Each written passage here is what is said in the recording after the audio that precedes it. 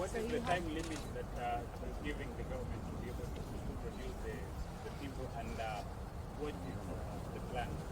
Well, let us see how they answer today, because today's this afternoon's case is critical.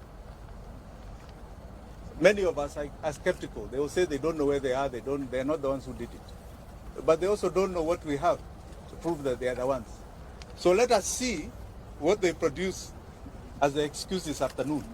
Then you can ask me about time limits. Okay? Asanteni sana. Please hold on. I would like you to still hear some people here. Yeah? Please, Felix. Can we start with the former survivor? Yeah. Yeah. This young man. Oh, me. You can just Ya kuja tu hapa. Exchange the Down with extrajudicial killings, down. Down with extrajudicial killings, down. Down. Viva.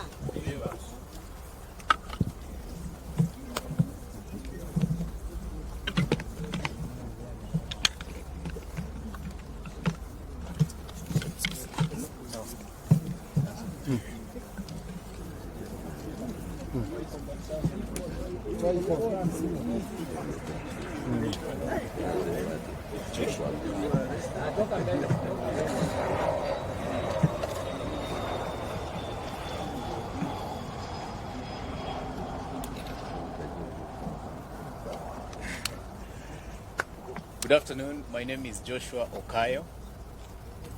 I am a student undertaking my advocates training program at the Kenya School of Law, and also the president of the Student Governing Council at that institution.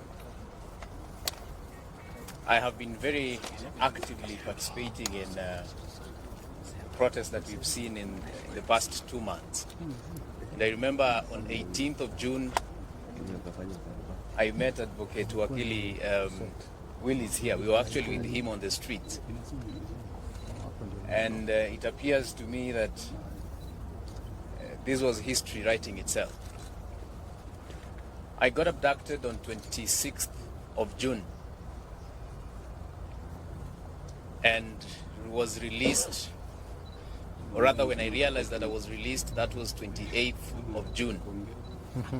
Because I found myself at the bank of Maragua River in Murang'a.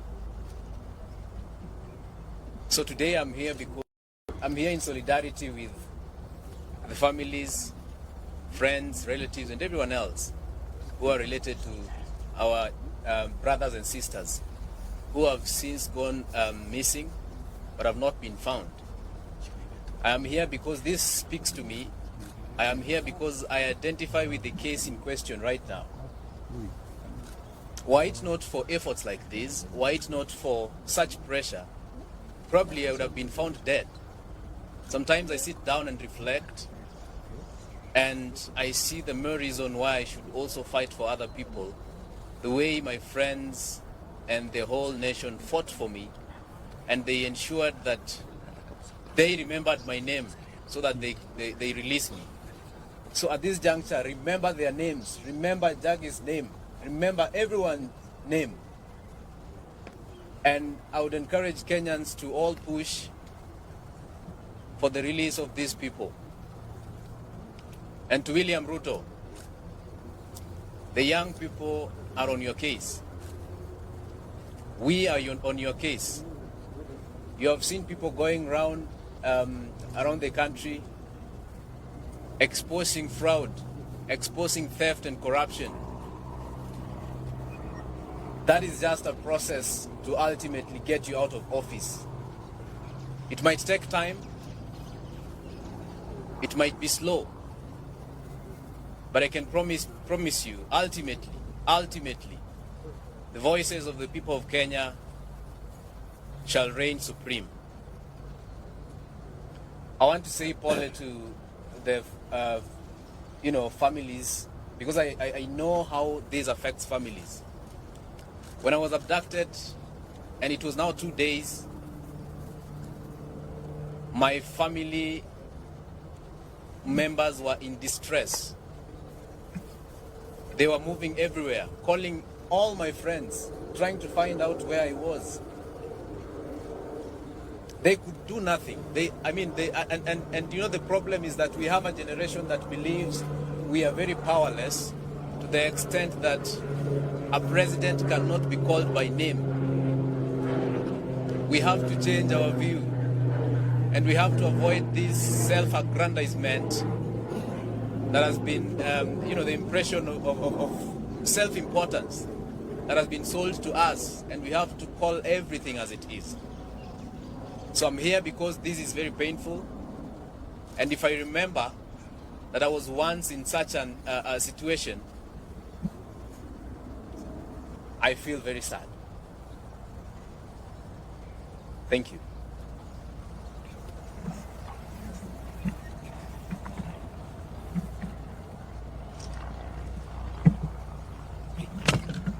Free Jamil, free Jamil. Free Jamil, free Jamil. Free Aslam Longton, free Aslam. Free Bob Jage, free Bob Jage. Free Bob Jage, free Bob Jage. Free Jamil, free Jamil. Free Aslam, free Aslam. Thank you very much. I'm Willie Sotieno, advocate of the High Court of Kenya. I'm involved in some of the litigations that are seeking to hold the police and William Ruto accountable for the forced disappearances and abductions of our young people.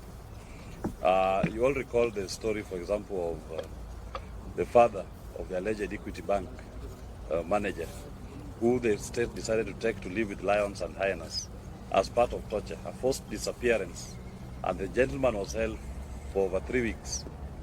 Now, if we believe in the rule of law, and you think the person is a suspect who has committed an offense, our courts work every day. Why not take these suspects to court? Why not subject them to the due process of the law? Now, you've been told these issues of forced disappearance and abductions actually constitute crimes against humanity. And where we are going to seek for redress here in Kenya. And we are also going to invoke universal jurisdiction in countries that have accepted that concept as a means of achieving redress. So to those police commanders, and even to William Ruto, rest assured that under the universal jurisdiction principle, we will hold you responsible and we'll try you for these criminal offenses. And that is not something we're going to do next year. We're going to do it this year. So don't be surprised when you start seeing charge sheets flying across the continent, across the globe, in which police commanders in Kenya and even William Ruto will be an accused person. Those fake charges they register in Kenya against innocent Kenyans who are exercising their rights under the Constitution, we are going to have genuine charges registered against them in their names in Kenya and abroad. They must answer to these crimes against humanity that are being committed against our people. And there's an active team of lawyers who are doing this, and they are not relenting. We've collected enough evidence that has met the threshold for universal jurisdiction to be invoked. Thank you. I think one more word. I have one more word. One more word. William Ruto, I am coming for you. I am coming for you in the political arena. I am coming for you in the legal arena. And I'm coming for you with the Constitution of Kenya. I am coming for you. Know it today and every day that you pretend you are a president of this republic. Thank you very much.